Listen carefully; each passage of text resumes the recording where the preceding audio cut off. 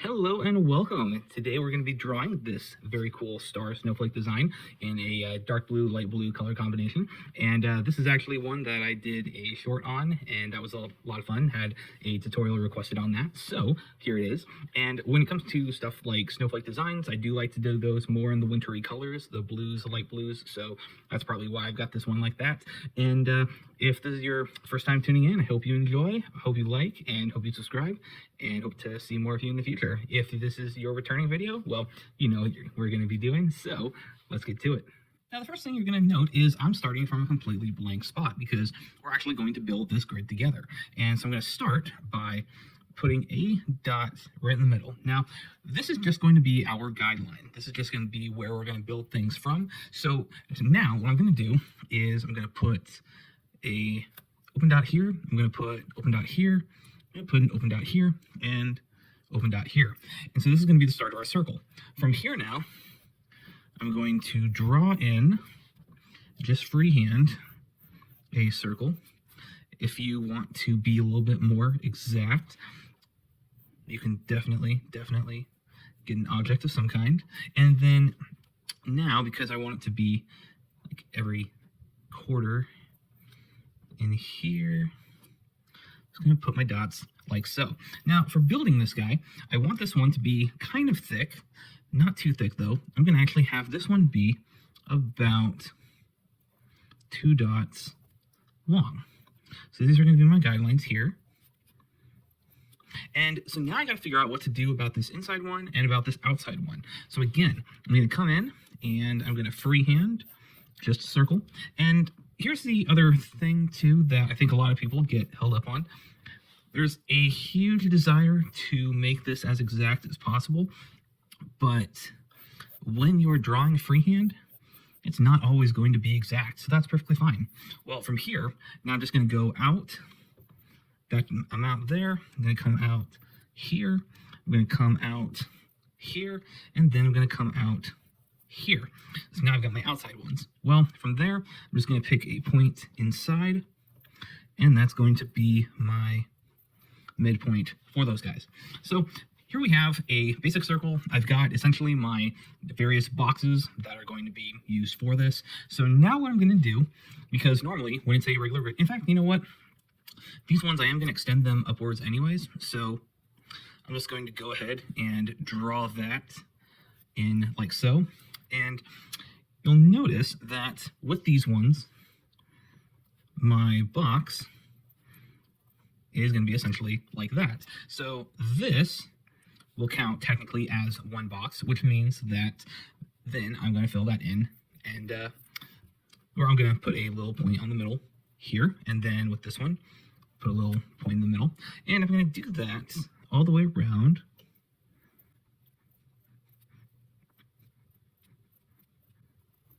Like so. And then just because I've got those filled in, I'll just go ahead and fill these in as well. And then I'll fill this one.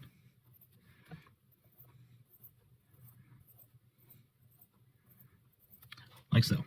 So now all that I have is a bunch of dots laid out in grid form. And so now when I go through and actually figure out where my lines are actually going to be, well, with these ones, those are pretty obvious. That's pretty straightforward. But with here, the lines are actually more in the middle, and it's a little bit more kind of tricky because this right here is kind of a diamond now. So I'm going to draw one line here, and then this becomes a diamond.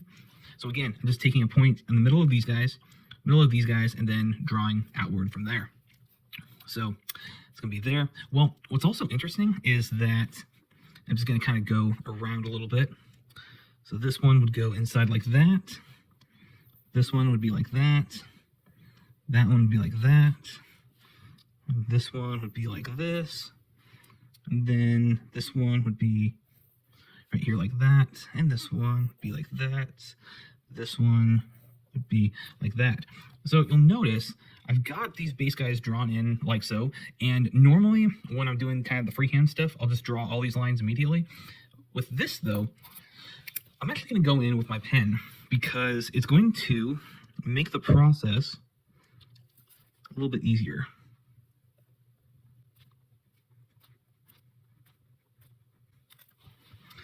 And you're going to see why in a second, because now that I've got that part drawn in, now I'm going to go up one step and build in the next layer. And I'm not going to connect them. All I'm going to be doing is working with the boxes. So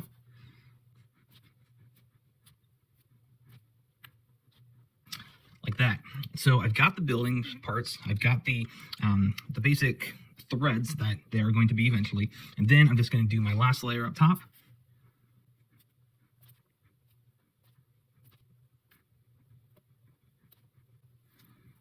Just like that. So I've got all the hash marks drawn in, and I'm going to repeat that process with the diamonds up top here. And then around the rest of the parts.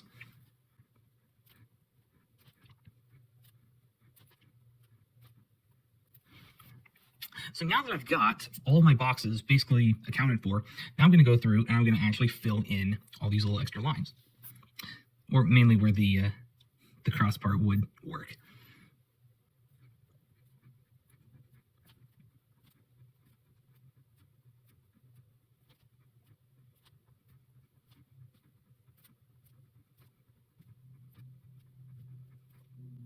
Okay, so it looks like I got all the stuff inside there. Most excellent. And so now comes the fun part where I basically decide how am I going to connect these guys to whatever end thread that they're going to be. And I've got also these guys up top here to deal with, so I think I'll just fill those in now.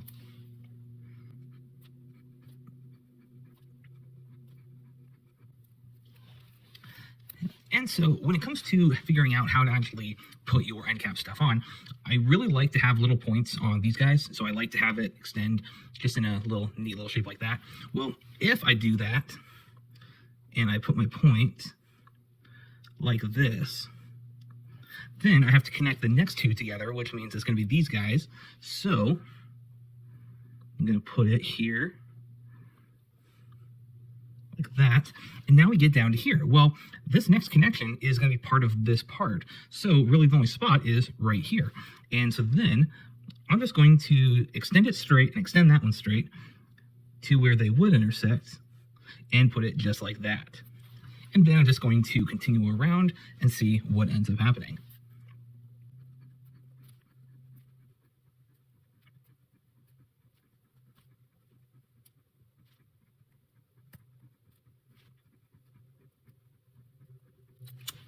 Okay, so now we've got the outside stuff all done. Well, there is unfortunately one more part that we still need to do, and that is going to be the inside. Now, as you can see with the way that the caps are, there are a few different things that we can do. First, we can have these guys just connect one to another just like that, or we can turn these guys into little stars or little points. And I kind of like the point idea, but I also kind of like the kind of single threads going on in there. I think that's going to be also pretty nice. So I'm just going to make this one simple, and I'm just going to connect them here.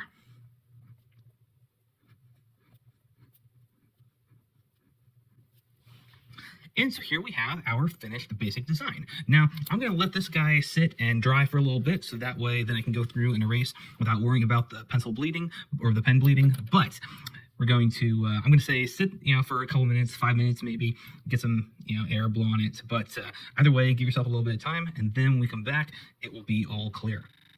And so now we're back, and as you can see, I went through and I erased a lot of the lines and the dots and the little guideline stuff. Again, part of why I'm not being as thorough with getting rid of everything is because this sucker's on graph paper. If you're doing something for an actual display purpose, then you're going to want to use something other than graph paper. But since it's a great tool for the learning part, yeah, I got no problem. So for this particular design, this is actually thanks to some YouTube polls that I did. And so I'm going to be doing a combination of light blue and regular blue for this particular sucker. And like before with my sunset design, I like having the outer edge be the darker color. So I'm going to start off and I'm going to take my regular blue and I'm just going to go in and apply that now.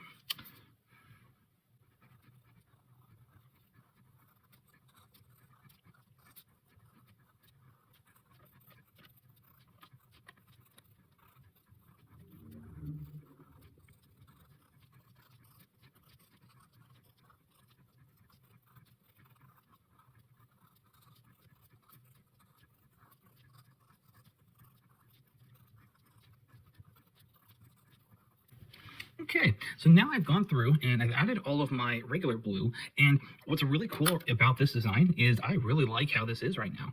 I really like the way that it looks by having the darker blue and then having the still white on the inside, and what it does is it basically takes the thread and kind of just gives it an accent.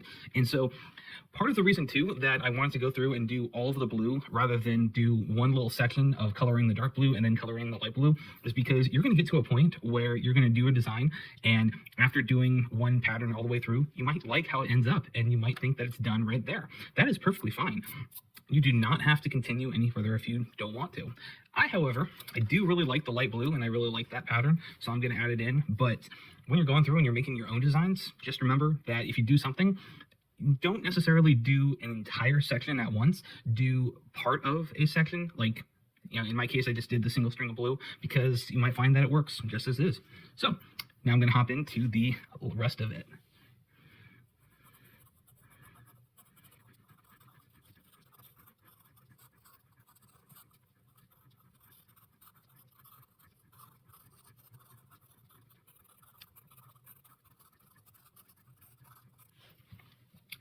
And just like that, we are now done.